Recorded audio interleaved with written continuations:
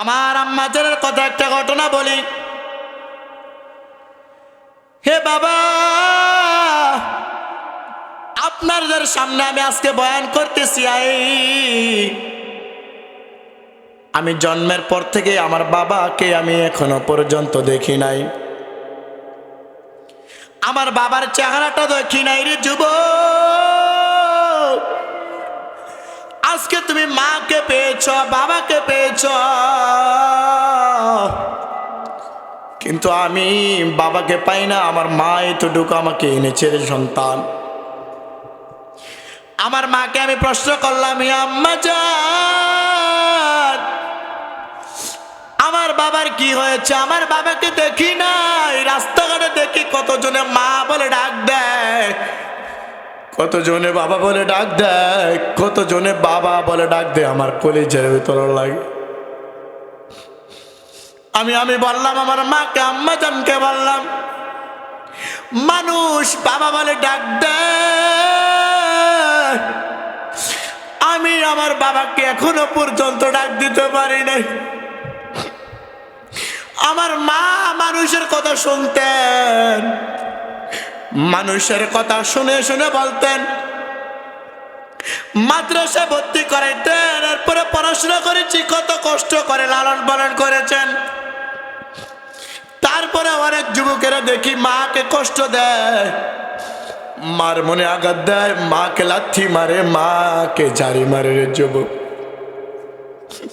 আমার গায়ের চামড়া দিয়ে যদি আমার মার জুতা বানিয়ে দেয়, তারপরও আমার মা ঋণ শোধ করতে পারবো না। দুইটা পা ধরে বলে যায়, ছবিনগর এলাকাবাসীদেরকে বলে যায়, মার মনে কষ্ট দিবা না যুবক, বাবার মনে কষ্ট দিবা না, কারণ এই জমানা বাবা ছাড়া তোমার কেউ নাই। বাবা হলেন একটা ঘরের খুঁটা। যার বাবা আছে তার দুনিয়ার সব আছে, ঠিক না ভাই? ঠিক। আজকে দেখবেন যারা এতিম হয়ে গেছে, বাবা নাই, মা নাই, তাদেরকে মানুষ মূল্যায়ন করে না, মানুষ দাম দেয় না। মানুষ বলে তে তো এতিম, তাকে লাথি মেরে ফেলে দেয়, তাকে কোনো দাম দেয় না। মনে রাখবেন, এই মা, আপনার সন্তান যখন বিপদে পড়ে যাবেন, আপনার বউ যাবে না, আপনার বউ জানালা দিয়ে পালাবে, ঠিক না ঠিক? আপনি বিপদে পড়ে যাবেন, আপনার স্ত্রী, আপনার কাছে টাকা নাই, আপনার স্ত্রীও নাই, আপনার কাছে টাকা আছে, আপনার স্ত্রী আছে, আপনি ধনী, আপনার মায়ের অভাব হবে না।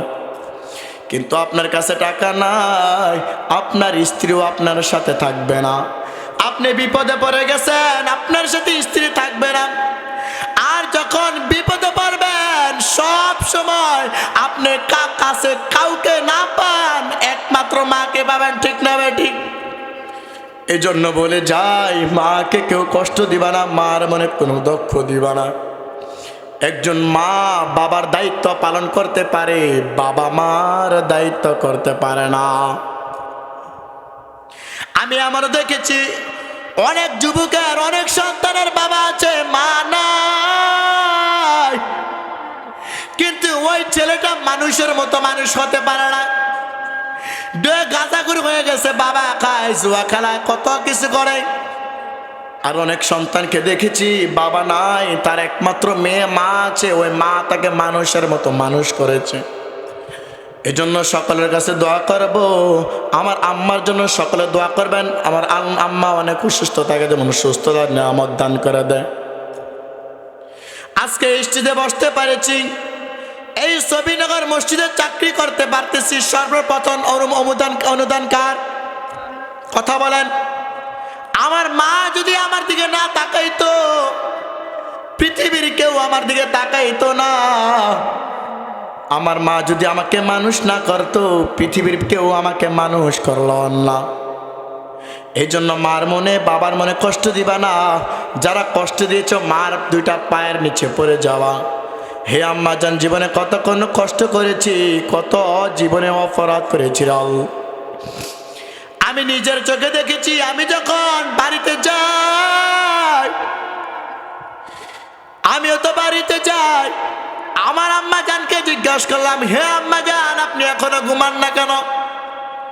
আমার আম্মা জান বলে, হে বাবা, আমার সন্তান আমার, তুমি যখন বড় হয়ে গেলা, মাহফিলে ওয়াজ নসিহত করতেছ, ইমামতি করতেছ, বিভিন্ন জায়গায় বেড়ায় যাও, তখন তোমার জন্য আমার টেনশন হয়ে যায়, আমার সন্তানটা কোথায় আছে।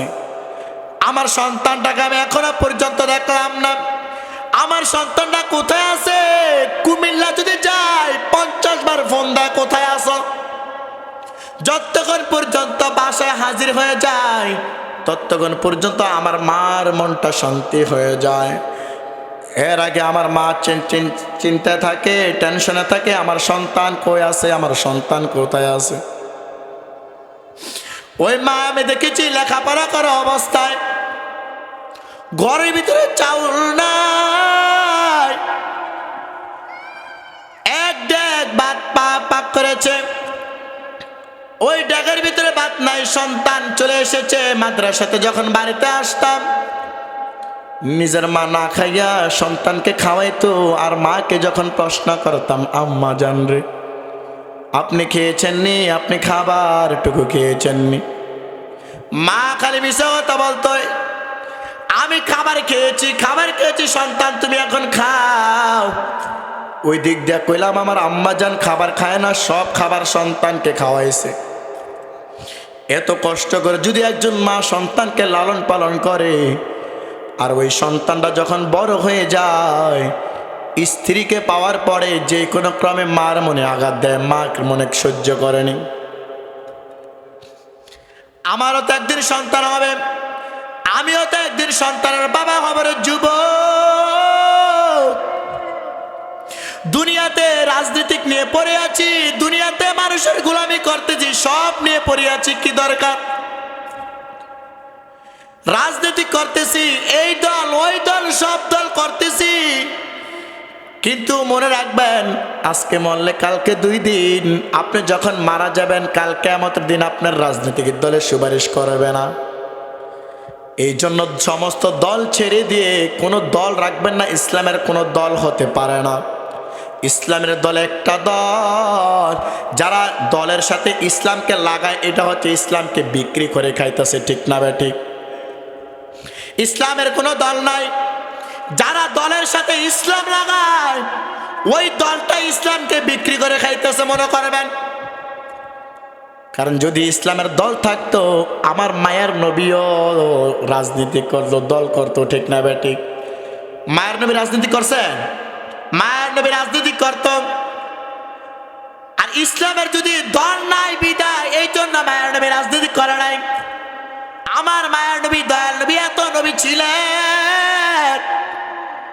একদিন আল্লাহর ঘর মসজিদে একজন খ্রিস্টান এসে প্রস্রাব করে দিলেন। ওই দিক দিয়ে সাহাবীদের মাথা গরম হয়ে গেলেন। সাহাবীরা বলতেছে, তাকে আজকে হত্যা করে ফেলবো, তাকে মেরে ফেলবো।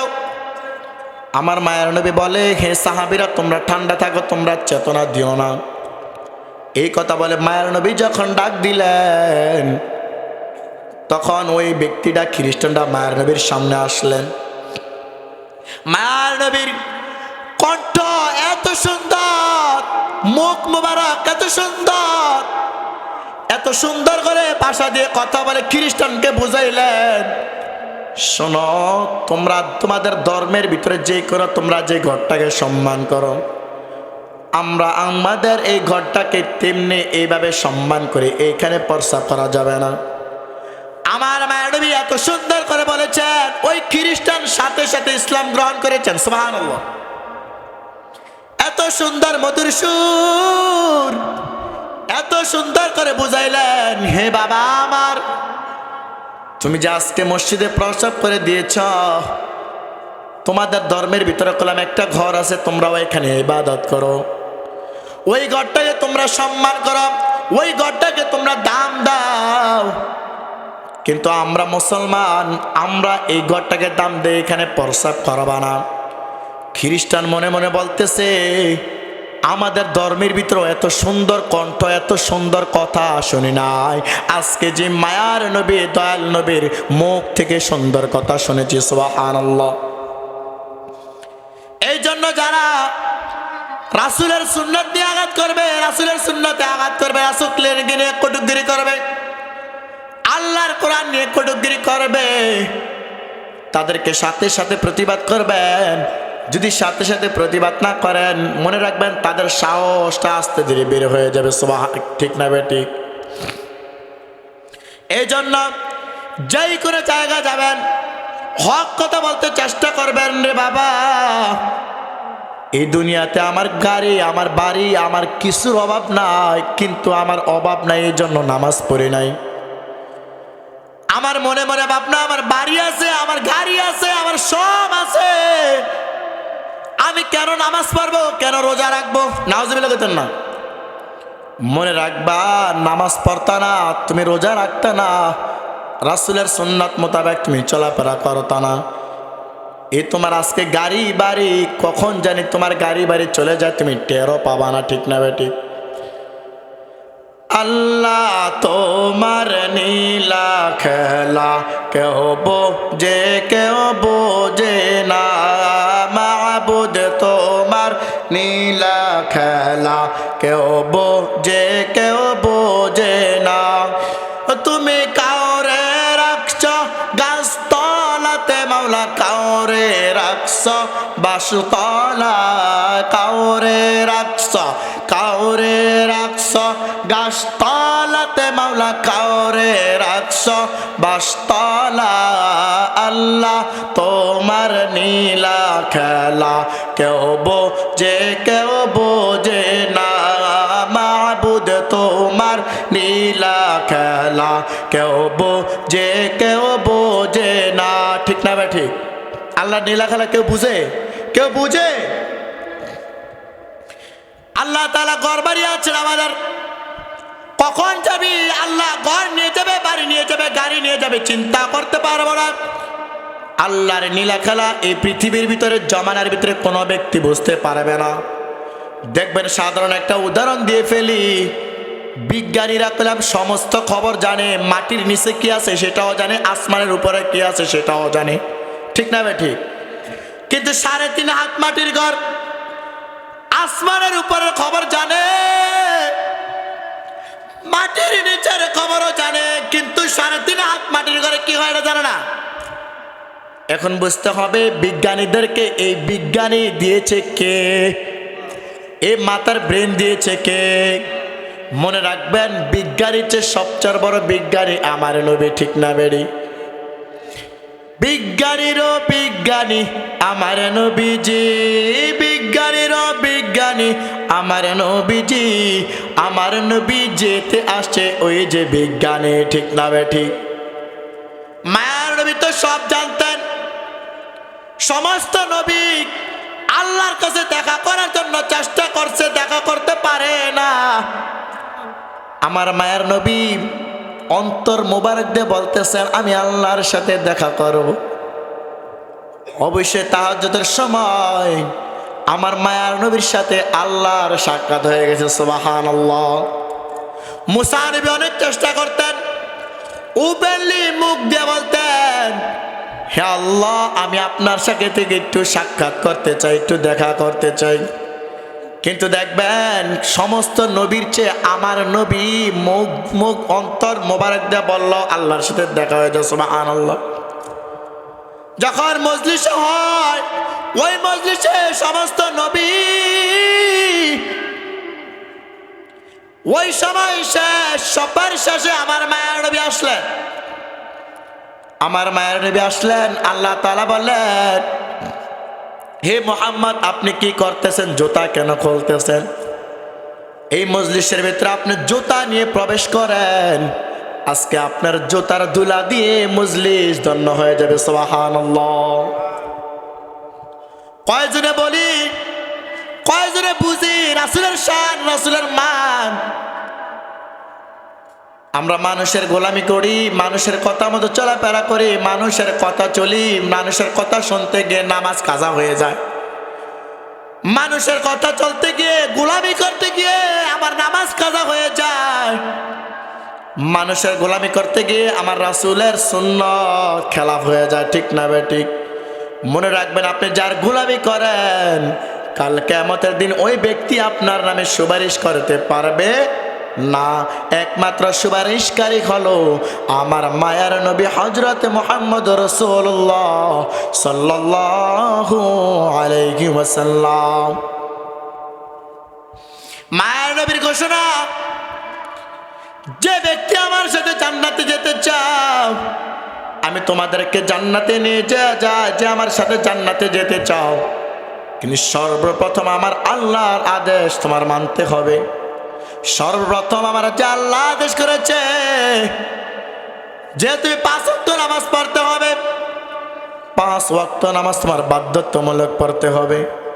হে আমার বাবা, 5 ওয়াক্ত নামাজ কিন্তু এমনি এমনি আসে না, ঠিক না বেঠিক? 5 ওয়াক্ত নামাজ কি জন্য এসেছে? আল্লাহ তাআলা আমাদেরকে 50 ওয়াক্ত নামাজ দিয়েছেন।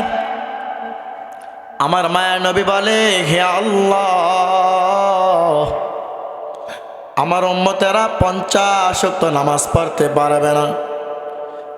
50 ওয়াক্ত নামাজ পড়তে গেলে তার বড় চাপ হয়ে যাবে, কঠিন হয়ে দাঁড়াবে। এই কথা বলে মায়ের নবী আল্লাহর কাছে প্রার্থনা করতেন আর বলেন, আমার উম্মতকে নামাজটা কমিয়ে দেন, নামাজটা কমিয়ে দেন। আমার আল্লাহ তাআলা বলে, হে মুহাম্মদ, আপনি বলেছেন আমি আস্তে ধীরে কমিয়ে দিব। 50 ওয়াক্তটা আনলেন 45, 45 থেকে 40, এরপরে 5 ওয়াক্ত। এরপরে আমার আল্লাহ তাআলা বলেন, হে মুহাম্মদ, আপনার জন্য আরেকটা ঘোষণা আছে। বলে, কি ঘোষণা? আমার কি ঘোষণা? আল্লাহ তাড়াতাড়ি ঘোষণা দিয়ে দেন, তাড়াতাড়ি দিয়ে দেন। আমার আল্লাহ তাআলা বলে, হে মুহাম্মদ, আপনার ঘোষণা হলো আপনার যে উম্মত জামাতের সহিত 5 ওয়াক্ত নামাজ আদায় করবে, আমি তার ওই বান্দার 50 ওয়াক্ত নামাজ কবুল করে নেব। সুবহানাল্লাহ। 5 ওয়াক্ত নামাজ জামাতের সাথে আদায় করলে আমার 50 ওয়াক্ত নামাজ আদায় হয়ে যাবে। কিন্তু আমার অনেক ভাইয়ারা, অনেক যুবক ভাইয়ারা, মুরব্বী বাবারা ওই দিক দিয়ে মসজিদে ডাক দেয়, হাইয়া আলাস সালাহ। এই দিক দিয়ে আমার ভাই দিনের কাজের জন্য তার রিজিকের ফয়সালা করতেছে, ঠিক না বেঠিক?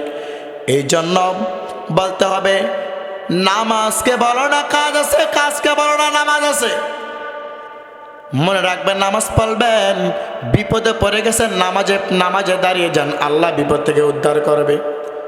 সমস্যা পড়ে গেছেন, নামাজে দাঁড়িয়ে যান, আল্লাহ সমস্যা সমাধান করে দিবে। সুবহানাল্লাহ। কোন অসুবিধাতে পড়ে গেছেন, টাকা পয়সা নাই, রিজিকের ফয়সালা করতে পারতেছেন না, নামাজে দাঁড়িয়ে বলেন, ইয়া আল্লাহ,